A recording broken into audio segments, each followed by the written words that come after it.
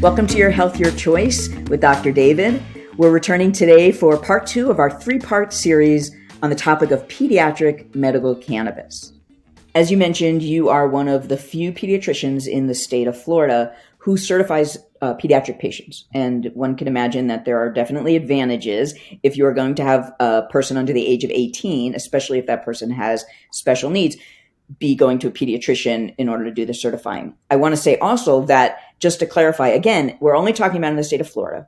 And in the state of Florida, in order just to be certified, you also have to have certain articulated chronic conditions, right? So it's not like anybody can just walk in and decide that they're going to get marijuana for their kid, right? So there are some sort of stopgaps that are put in place in case there was parents who were neglectful or that were, up to no good. Some people have had concerns of parents who want to use their kids to get pot, right? So they're going to bring their kid, they're going to get the kid certified, and now all of a sudden they're their caregiver. They can go to a dispensary and get marijuana and be able to use it themselves. The question I have for you is, do you think that one of the two, in your opinion, should one of the two doctors that are involved in certifying a patient under the age of 18, should one of those doctors be required to be a pediatrician? No. I don't think that that's necessary. I think it's highly advisable, and I would think that any parent, and even the second doctor who writes the letter, that's really all they're being involved in. They're not being involved in the patient's medical care. Okay, just like I wouldn't want to take my child to see an adult internal medicine doctor or a geriatric doctor, I would want my kid seen by a pediatrician, and that's so important. But also like what you said before in terms of the qualifying conditions. So, as people in Florida when we voted on this, there were a list of 9 specific conditions that were qualifying, things like PTSD, Crohn's disease, multiple sclerosis, cancer, HIV/AIDS, missing a couple others. And then there was another clause that said similar debilitating condition. So what I did is I went through and said, well, what are the debilitating conditions associated with PTSD? Panic attacks, anxiety, violent behavior, depression. So if a patient has a debilitating depression, anxiety, violent behaviors, etc., they have a similarly debilitating condition. If a person with Parkinson's who may have movement disorders, shaking and movements of their limbs, who may not be able to communicate properly because of their Parkinson's. Well, some kids with autism can't communicate very well at all and have movement disorders in of themselves. So that would be, even though it's a very different type of why a patient can't speak, you can't speak, that's debilitating. So that's how we came to use that debilitating clause in the first place, and it's very appropriate for it. And this is stuff that I've cleared with the state of Florida, and from what I've been told, this is spot on, exactly the way that the law is supposed to be used. But when you're a pediatrician, you see things differently. We're used to taking very, very young children and using very low doses of treatments in general, usually based upon body weight, titrating doses upward. And so that's something, especially as a holistic pediatrician, because I've had to come up with individual treatment plans for vitamins and minerals and herbs of what I've been doing for 20 years. When this came around, it was for me just another herb because I was always used to putting together treatment plans. That's something that most doctors in general just have no clue about. So I want to get a little bit personal here because you've been working as a pediatrician for almost 25 years. What brought you into working in this realm so passionately, right? Because it's not just that you're working as a pediatrician who certifies medical cannabis. This is actually an area that you feel very passionate about. You've done advocacy around. You've worked with Canamoms and Mariah Barnhart, who's somebody that we will have as a guest on the show eventually as well. Why is this so personal to you? Why did you get involved with this topic? Well, because I help people. Any physician wants to help people. Because I was so familiar with the use of herbs in kids because of my own personal holistic practice, it was a very comfortable thing. But it even goes back to college. And of course, most people think immediately that I'm talking about something. I'm actually talking about something else. The very first paper that I wrote in my English class freshman year, we were tasked to write a letter to somebody in government governor, senator, House of Representatives, advocating a point that we thought was important. And at the time, it was supposed to be a 3-page paper. And I wrote about why I thought cannabis should be legal based upon the medical benefits of it, the taxation aspect of it, the reducing crime aspect of it. And I ended up having an 11-page paper that every single line was cited. And I got my first A in college, which was pretty cool. Congratulations. But from that, that's when I really first started learning about the health benefits of cannabis. And then, of course, even before we were allowed to do this in Florida, cannabis in Colorado and, Charlotte's Web originally, and then the further use of it, and then in California, they've been doing this for much longer than we have. So there was absolute precedence and research and conversations that had been going on way before I had the opportunity to do this. So here I was, somebody who, I had read about, I've seen the benefits that people can get from medical cannabis. And I figured, hey, I'm now taking care of all of these special needs kids. For those who don't know, autism and special needs children is my subspecialty, looking for underlying root cause, why symptoms are being seen in the first place. So for me, I had another tool. Then I started using it on my patients. I started certifying patients. And the feedback that we've gotten from these families has been revolutionary. It's been life-changing. It's keeping families together because they don't have to institutionalize their kids. It's getting their kids off of really high-powered medications that can be causing terrible side effects for their kids. It's making the kids educatable. It's making the kids being able to be in less restrictive classroom settings. It's keeping families together because having a special needs children, I mean, we know that the divorce rate in America is quite high in the first place. When you have a special needs child, it's infinitely higher. Take the stress level down in that family. We literally are keeping families together that were on their way towards separating. And so there's so many advantages that can happen to a family, to an individual, to the educatability.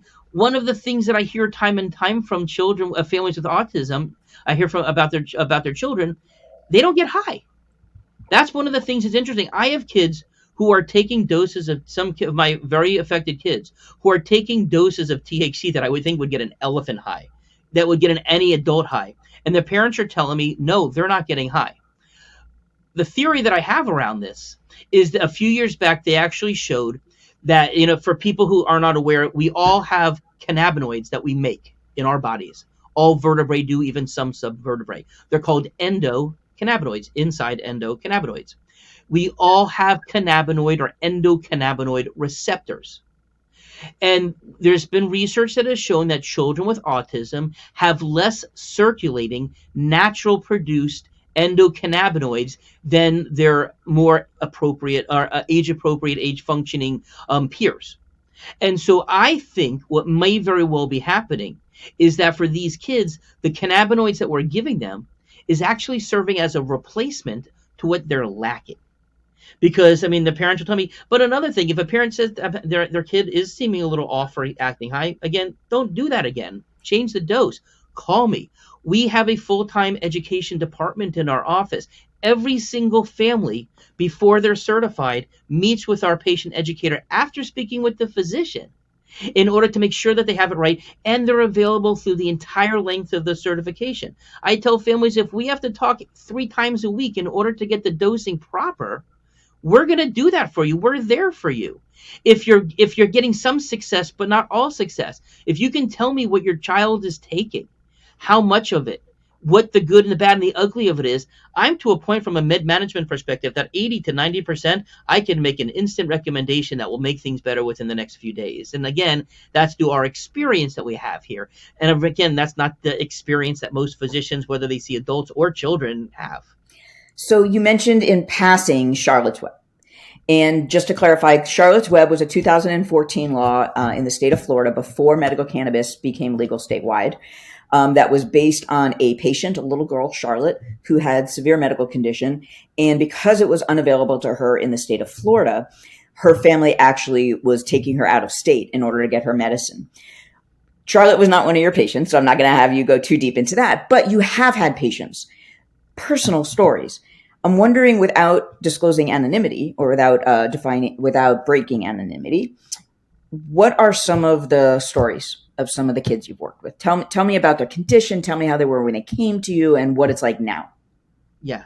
So again, probably the the largest percentage of children with autism that I'm working with are those who are entering puberty or are in puberty, and the hormones, or pre-puberty, but the hormones have kicked in. So really a lot of children on the spectrum starting at around age 8 to 10, that's when they're really starting to escalate in their behaviors, negative behaviors.